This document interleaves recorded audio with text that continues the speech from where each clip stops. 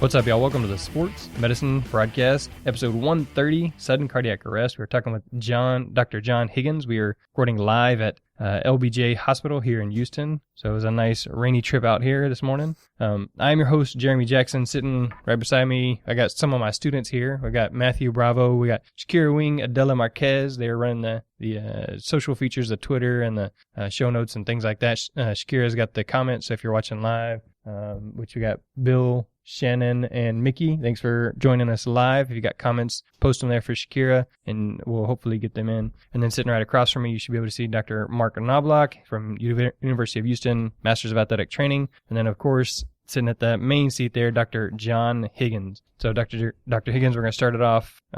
Tell us how you became a cardiac specialist. Well, initially I wanted to be a veterinarian, actually, because I had a really cute Dachshund when I was younger called Snoopy. And when Snoopy died, I was like, oh man, I wish I could have done something to prevent that. And then my mom and dad, they got Snoopy 2 and to replace Snoopy 1. And and then anyway, so I kind of had an interest in veterinary studies. And then I was talking to I talked to some people who were veterinarians. And I also talked to some people who were, looking after human beings, the docs. And the veterinarians was saying, don't do it. You got to learn, you've got to learn so many anatomies and physiologies. It's like, the horses, the cows, and they were like, it's crazy, man. Unless you've got like a photographic memory, it's really, really tough. And then I met with the docs and they were like, yeah, it's, you only have to learn one anatomy and physiology. So I thought, yeah, that sounds like a, better idea. But anyway, I did really enjoy the cardiology aspect when I was learning to be a doctor and particularly listening to heart murmurs and heart sounds and that sort of thing. So that kind of led to me getting really interested in cardiology. And I also like the fact that with the heart, you've got these different tests and where you can actually see things. Mm-hmm.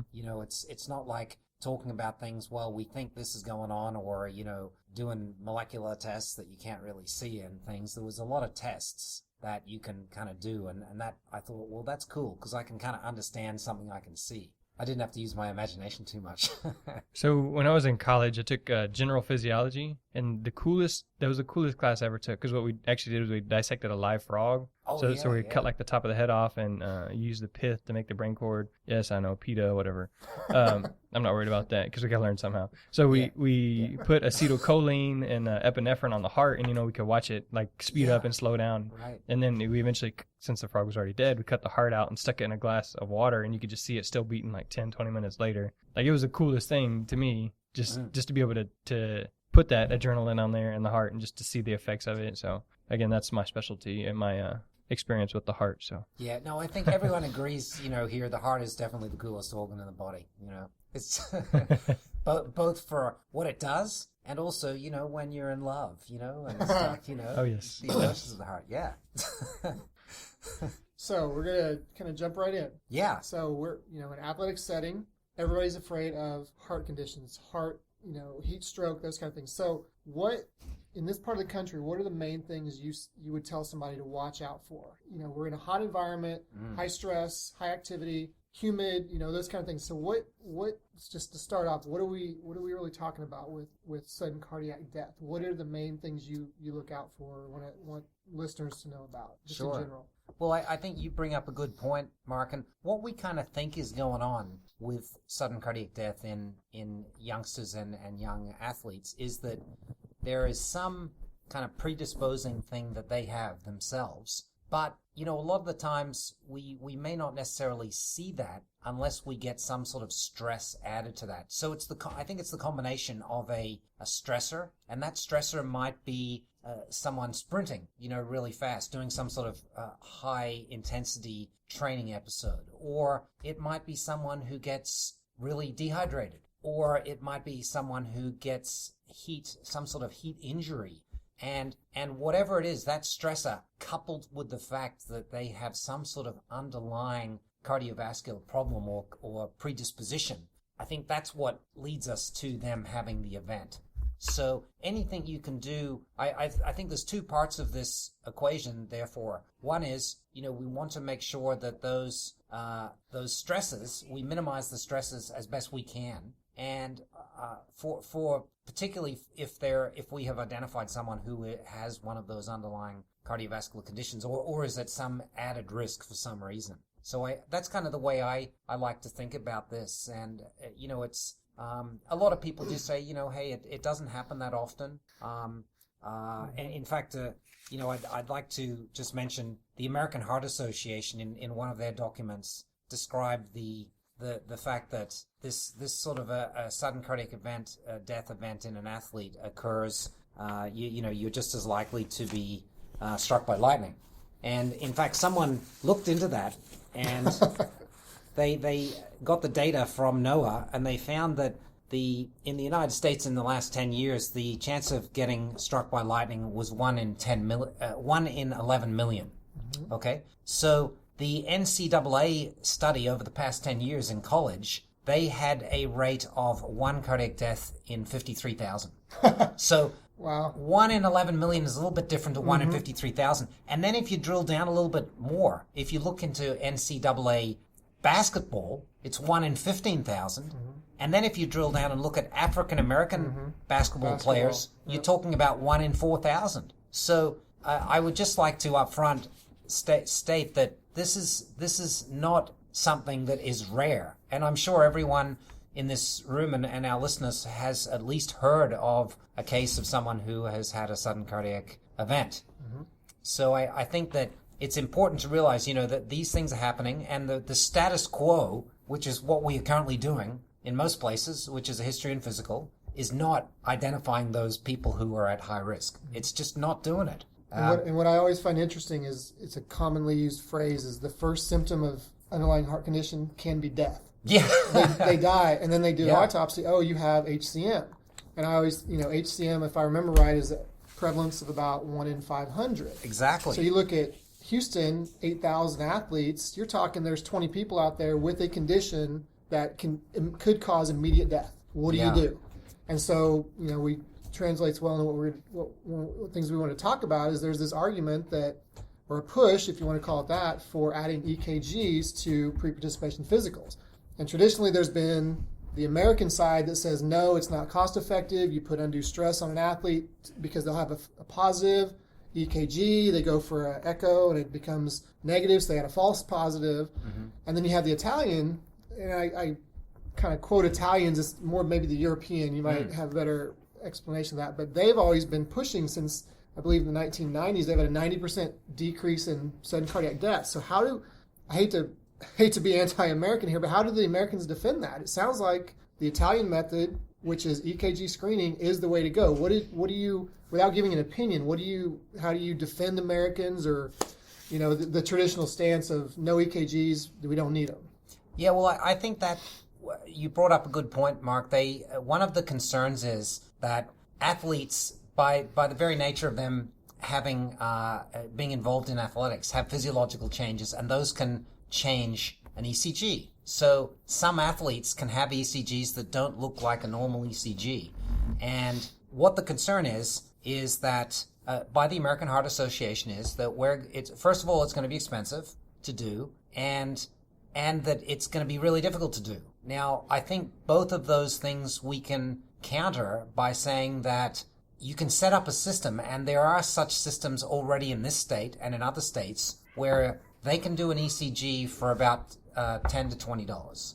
So think about it. If you go to AMC this weekend with your kids and go to a movie, that's going to be your movie's going to be a lot more than that, and your popcorn and stuff. So it's not something that is exorbitantly expensive, and the machines are getting better in terms of their algorithms are getting better at differentiating physiologic change from someone with, for example, physiological hypertrophy or athlete's heart from someone that has one of these conditions. And the false positives are not as high as everyone thinks. For example, again, in the NCA 10-year study, they only had a 6% false positive rate, so essentially what does that mean? Well, that means that every 100 Real kids... quick, you said a 10% false positive? A 6%. 6%, okay. 6%. So what that means is that, in every 100 kids we screen, 6 of them are going to be flagged on the EKG as abnormal.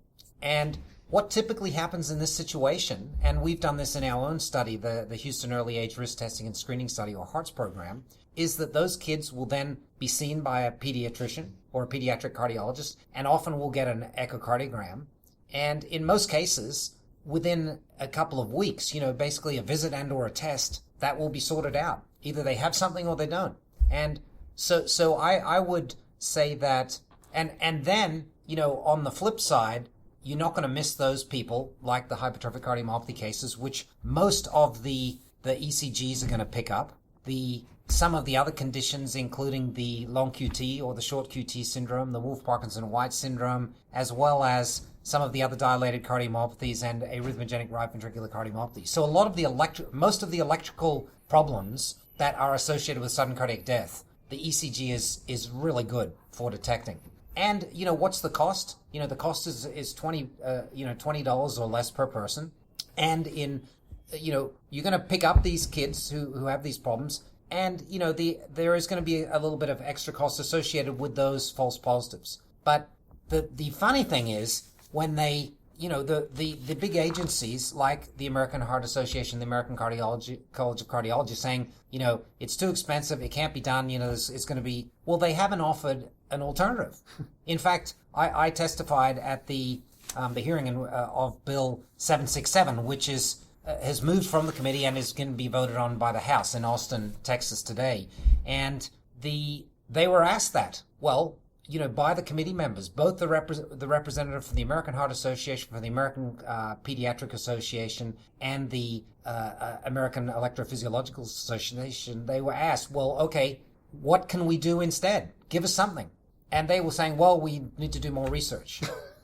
Well, that's what they've been saying for the last 10 plus years. And the research does show that an ECG will add value and will pick up and detect more of those kids. And that's why the International Olympic Committee and the European Society of Cardiology recommend it in their screening. And some other very big European organizations like FIFA who have that up front. Everyone gets an ECG. So if they don't want us to do it, tell us another test we can do for $20 that will detect just as many. It doesn't exist right now. So, all right, so you said 6 out of 100 are false positives.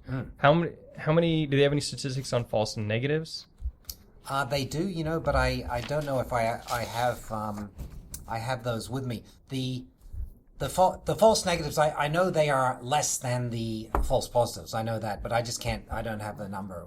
How many percent? Basically, so far, 94% are true positives. I mean, there is something going on. If the false negatives are so low, then the 94% of the time you do have something. Yeah, when it picks it up, and this is these were in NCAA AA athletes, so I think that it can be done, and we do have the mechanism to at least make a difference. Now, some of the conditions that are associated with sudden cardiac death, some of those do not show up on an ECG. So we're not going to get all of them. So, for example, someone who has Marfan syndrome and or a dilated aortic root coming out of the heart, or an anomalous coronary artery patient, for example, those conditions, those kids will often have normal ECGs. And so we're not going to detect everything. But if you look at what we're detecting with history and physical alone, in most studies, this number is less than 10%. If you add the ECG to that number goes up over 50% in most studies. So I think we can at least make a little bit of a difference, identify the people who are in that high risk group, and then at least give them the option, and reduce their risk as much as they can. And also just at least knowing that, I think that person can make, more plans for their future.